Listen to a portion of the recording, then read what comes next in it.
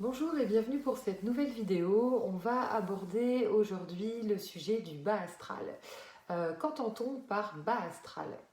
Le bas astral, si on veut donner une définition, on va parler des âmes, des esprits, donc les personnes désincarnées, qui ne sont pas parties vers la lumière, c'est-à-dire qui n'ont pas lâché complètement leur enveloppe physique ou qui restent attachés pour plusieurs raisons en fait possibles sur la vibration en fait terrestre. Donc c'est des esprits qui vont rester en fait autour de nous. Euh, c'est ce qu'on appelle également, voilà, pour les maisons hantées entre guillemets, hein, c'est des esprits qui vont rester parfois habiter une maison, alors pas que, hein, ils peuvent rester attachés à une personne, ils peuvent rester attachés à certaines inquiétudes. Voilà, donc deuxième question qui se pose par rapport au bas astral. Donc on a bien compris que c'est les esprits donc, qui restent sur le plan terrestre et qui refusent d'aller vers la lumière. Euh, alors qu'est-ce qui fait en fait qu'on accède ou non au bas astral? Parce que c'est souvent ça qui pose débat. Voilà, et souvent on entend sur un plan un petit peu plus religieux, un peu plus lié aux croyances, que si on a fait une bonne vie, si on a fait des bonnes actions, on n'ira pas dans le bas astral. Et à l'inverse, si on a eu voilà, une vie entre guillemets de bonté, de don à l'autre, voilà, ce qui est assez compliqué dans le sens où nous sommes tous lumière et obscurité. Donc tout le monde n'a pas voilà, un côté que lumineux ou que sombre. En ce sens-là, c'est plus compliqué de dire distinctement, et on l'entend parfois des personnes qui se disent mais avec les connaissances spirituelles que j'ai, je n'irai pas dans le bas astral. C'est pas aussi simple. Pourquoi? Puisque vous pouvez avoir une grand-mère qui avait voilà, un chat, un chien, ce que vous voulez, comme animaux, et qui n'aura pas forcément de personne à son décès pour accueillir ces animaux. Rien que le fait d'avoir cette inquiétude, eh ben, elle peut rester proche d'eux et rester sur ce plan finalement matériel et refuser d'atteindre la lumière. C'est la même chose pour quelqu'un voilà, qui laisserait des enfants, qui soient en bas âge ou qui soient grands, peu importe. Hein, voilà. Vous avez compris que les raisons sont propres à chacun. Inversement, on peut avoir des cas extrêmes de personnes voilà, qui auraient tué quelqu'un, qui auraient fait des choses où sur le plan humain, ça semble inadmissible et non accessible au niveau de la lumière. Et on se dit que systématiquement, ces âmes, ces esprits vont obligatoirement sombrer voilà, et aller dans le bas astral. Pas forcément non plus. Voilà. Parce que si eux ne se retiennent pas voilà, par rapport à ça, n'ont pas de sentiment de culpabilité, eh ben, ils peuvent atteindre la lumière. Alors quand on dit atteindre la lumière, ça ne veut pas forcément dire que tout est pardonné, tout est accepté. De l'autre côté, on fait un travail aussi, hein, on retravaille sur le corps physique, si on n'avait plus toutes les capacités, on va ressentir, donc c'est pas revivre, mais ressentir également les émotions qu'on a pu provoquer aux autres, voilà, revoir les situations et dans un voilà, second temps, donc ça peut prendre pas mal de temps hein, de l'autre côté, d'acceptation, de pardon aussi de soi-même.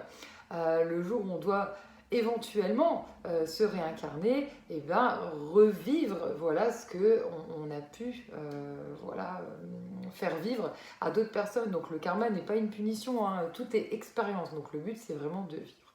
Donc peut-on dire en l'état que le bas astral est forcément négatif? Alors c'est négatif dans le sens où ça nous retient sur un plan terrestre et qu'on peut être attaché à des choses très basses, hein. Ça peut être les dépendances, ça peut être, alors dépendance, voilà, ça peut être l'alcool, ça peut être lié au sexe qui n'est pas une mauvaise chose, mais si c'est dans l'excès, voilà, ça peut voilà, être attaché à un bien matériel, ça peut être attaché au corps physique, hein, des personnes qui décèdent par exemple jeunes et qui ne veulent pas lâcher leur enveloppe et qui veulent absolument retrouver un corps physique, voilà, qui vont essayer comme ça de trouver des personnes vivantes et qui vont correspondre un petit peu voilà, à leur manière de vivre et essayer d'interférer dans leur vie.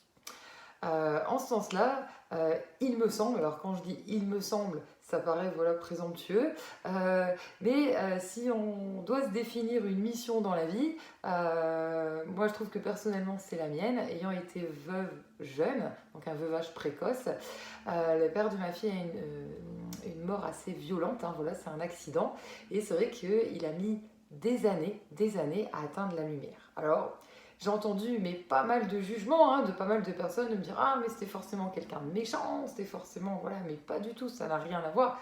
C'est juste que laisser un enfant en bas âge, ne pas avoir le temps de dire au revoir à ses proches, ça peut empêcher une personne d'atteindre la lumière. Voir des proches, alors je parle de toute la famille, hein, voilà, qui pleurent la personne, qui ne laissent pas partir, qui sont tout le temps en train de l'appeler, ça peut aussi être voilà, un énorme frein.